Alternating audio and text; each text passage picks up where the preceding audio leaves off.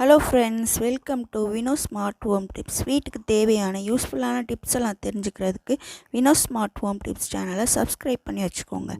இன்றைக்கி நம்ம சேனலில் என்ன பார்க்க போகிறோன்னா, ஒரு கிராமத்து ஸ்டைலில் தேங்காயெல்லாம் நல்லா அரைச்சி ஊற்றி நல்லா டேஸ்டியான ஒரு குழம்பு எப்படி செய்யலான்னு பார்க்கலாம். இதுக்கு இந்த சிக்கன் 1 கிலோவுக்கு இந்த மாதிரி வெங்காயம் எல்லாமே மேலே கொடுத்துருக்கேன், அதை பார்த்துக்கோங்க. சிக்கன் வாங்கும் போது நல்லா ஃப்ரெஷ்ஷாக இருக்கான்னு பார்த்து வாங்கிக்கோங்க, அப்போ தான் உங்களுக்கு நல்ல டேஸ்ட்டாக கிடைக்கும். அந்த சிக்கனை கழுவும் போது கவுச்ச வாடை எதுவும் இல்லாமல் இருக்கிறதுக்கு லெமன் ஜூஸு இல்லைன்னா வினிகர் இருந்துச்சுன்னா வினிகரும் ஊற்றி நல்லா வாஷ் பண்ணிட்டிங்கன்னா, லாஸ்ட்டு தண்ணியில் நல்லா வாஷ் பண்ணிங்கன்னா இந்த மாதிரி ஃப்ரெஷ்ஷான சிக்கன் கவுச்ச வாடை இல்லாமல் வரும்.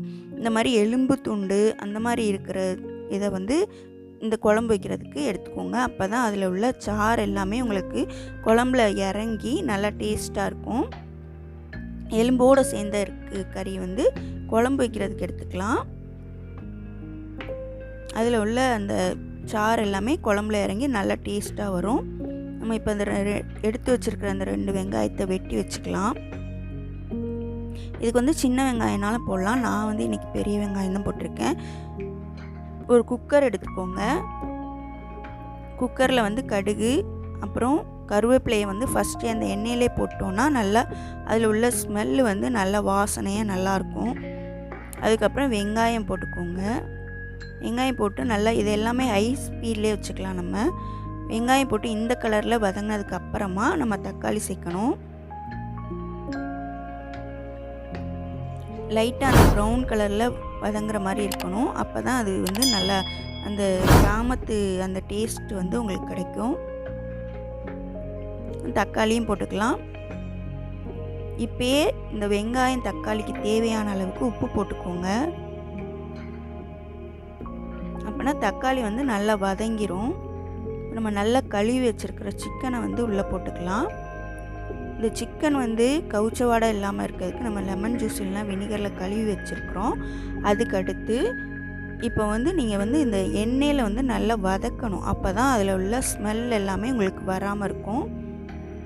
லைட்டாக உப்பு கீழே போட்டிருக்கோம்ல, அந்த உப்புமே சேர்ந்து அந்த கவுச்ச வாடையை எடுத்துரும். அப்புறம் மஞ்சள் தூள் இதையும் இந்த ஸ்டேஜ்லேயே நம்ம போட்டுக்கணும். போட்டுட்டு நல்லா வதக்கி விட்டுற வேண்டியதான். இது ஹை ஃப்ளேமில் வச்சு நம்ம வதக்கும் போது அதில் ஒரு அந்த கவுச்ச வாடை அது எதுவும் இருந்தாலுமே உங்களுக்கு போயிடும். கொஞ்சம் நேரம் இது லைட்டாக வதக்கி விட்டால் தான் அந்த ஸ்மெல் வராது.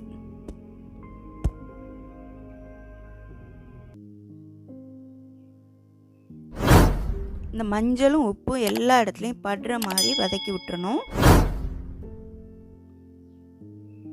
இப்போ பார்த்தீங்கன்னா ஒரு 2 நிமிஷத்துலேயே உங்களுக்கு நல்லா கலர் சேஞ்ச் ஆயிரும். அது நல்லா வதங்கிட்டு இருக்க நேரத்தில் நம்ம இஞ்சி எடுத்துக்கலாம். இந்த அளவுக்கு சின்ன துண்டு இஞ்சி எடுத்தால் போதும், ரொம்ப எடுக்க வேண்டாம். அப்புறம் ஒரு 3 பல் பூண்டு இல்லைன்னா 4 பல் அந்த மாதிரி எடுத்துக்கலாம். இது தோலை உரிச்சிட்டு நம்ம மிக்ஸி ஜாரில் சேர்த்துக்கலாம். இதுக்குள்ளே நம்ம லைட்டாக வதக்கணுன்னா வதக்கி விட்டுக்கலாம். இது நல்லா கொஞ்சம் அந்த எல்லோ கலர் கறியில் படுற அளவுக்கு வதங்கிரும்.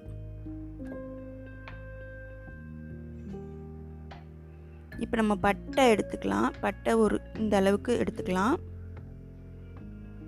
உங்களுக்கு அளவு எல்லாமே ஃப்ரண்ட்டில் அந்த வீடியோவில் கொடுத்துருக்குறேன், அதை பார்த்து செக் பண்ணிக்கோங்க.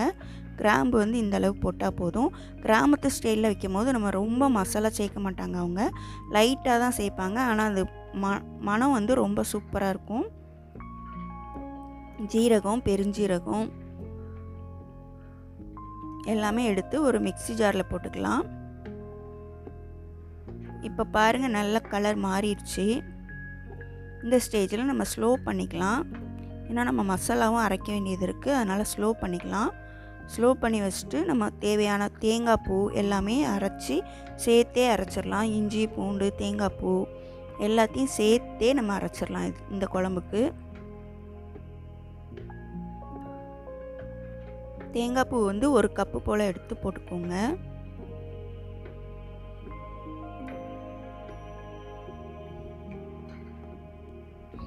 ஃபஸ்ட்டு தண்ணி ஊற்றாமல் இதை போல் ஒரு சுற்று சுற்றிட்டு அப்புறம் தண்ணி ஊற்றுனீங்கன்னா நல்லா அரைப்பட்டுரும். நல்லா நைஸாகவே நம்ம அரைச்சிக்கலாம். இது கூட நீங்கள் கசகசா சேர்க்கணுன்னா சேர்த்துக்கலாம். நான் வந்து இன்றைக்கி சேர்க்கலை. நம்ம குக்கரில் சிக்கன், மட்டன் அந்த மாதிரிலாம் செய்யும் போது நமக்கு ரொம்ப ஈஸியாக இருக்கும். அப்புறம் டேஸ்ட்டும் நல்லா கிடைக்கும். ஏன்னா அது நல்லா சாஃப்டாக வெந்து இருக்கிறதுனால நல்லாவே உங்களுக்கு டேஸ்ட்டாக கிடைக்கும். இப்போ அந்த நம்ம தேங்காய், இஞ்சி எல்லாம் அரைச்சி வச்சுருக்கோம்ல, அதை ஊற்றியாச்சு. இதுக்குள்ளே ஊற்றிட்டு கொஞ்சம் ஹை ஃப்ளேமில் வச்சு கொஞ்சம் நேரம் கொதிக்க விட்டுக்கலாம். ஒரு 2 நிமிஷம் கொதிச்சாலே போதும்.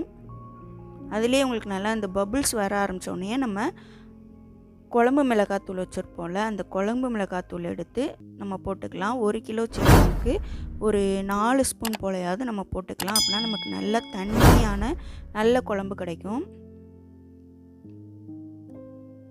குழம்பு மிளகாத்தூள் வந்து ஏற்கனவே நான் வீடியோவில் போட்டிருக்கேன், அது பாருங்கள். உங்களுக்கு டிஸ்கிரிப்ஷனில் லிங்க் கொடுக்குறேன். அது சூப்பராக நல்லா டேஸ்டியாக இருக்கும். இப்போ இந்த குழம்பு மிளகாத்தூளை போட்டு லைட்டாக கிண்டி விட்டுக்கலாம். இதில் உள்ள கொஞ்சம் அந்த வாடையுமே உங்களுக்கு போயிடும். இப்போ வந்து நம்ம தண்ணி ஊற்றிக்கலாம். இது 1 நிமிஷம் அப்படியே வச்சிங்கன்னா அதில் உள்ள ஒரு இது கொஞ்சம் திக்காக வரும். அதுக்கு அடுத்து நம்ம தண்ணி தேவையான அளவுக்கு தண்ணி ஊற்றிக்கலாம். ஒரு சொம்பு போல் 1 லிட்ரு போல் தண்ணி நம்ம சேர்த்துக்கலாம். இந்த குழம்புல போட்டு லைட்டாக கலக்கி விட்டு உடனே நம்ம குக்கரை மூடிடலாம். மூடி ஒரு 5-10 நிமிஷத்துலேயே நமக்கு விசில் வந்துடும். விசில் வந்தோடனே ஒரு 2 விசில் போல் விட்டுறலாம். சிக்கனுங்கிறதுனால மட்டன்னா ஒரு 4 விசில் 5 விசில் வரணும்.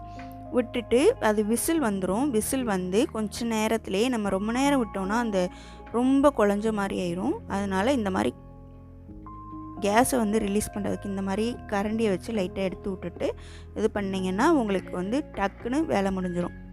இப்போ பாருங்கள், நல்லா திக்கான நல்ல டேஸ்டியான சிக்கன் குழம்பு வந்து ரெடி ஆயிடுச்சு. நம்ம வந்து விசில் வந்த உடனே திறக்கக்கூடாது. அப்படி திறக்கிறதா இருந்தால் இந்த மாதிரி கரண்டியை வச்சு எடுத்துகிட்டு தான் இது பண்ணணும். இப்போ பாருங்கள், நல்லா அந்த எலும்பு தனியாக கறி தனியாக அந்த மாதிரி செம்மையாக ஒரு குழம்பு வந்து நமக்கு ரெடி ஆகிருக்கும். இந்த கறியுமே ரொம்ப சாஃப்டாக நல்லா வெந்திருக்கும். நீங்களும் இதே மெத்தடில் இதே அளவோடு செஞ்சு பாருங்கள். எப்படி இருந்துச்சுன்னு கீழே கமெண்ட் பண்ணுங்கள். இந்த வீடியோ உங்களுக்கு பிடிச்சிருந்துன்னா உங்கள் ஃப்ரெண்ட்ஸ்க்கும் ரிலேட்டிவ்ஸ்க்கும் ஷேர் பண்ணுங்கள். தேங்க்யூ ஃபார் வாட்சிங். தேங்க்யூ.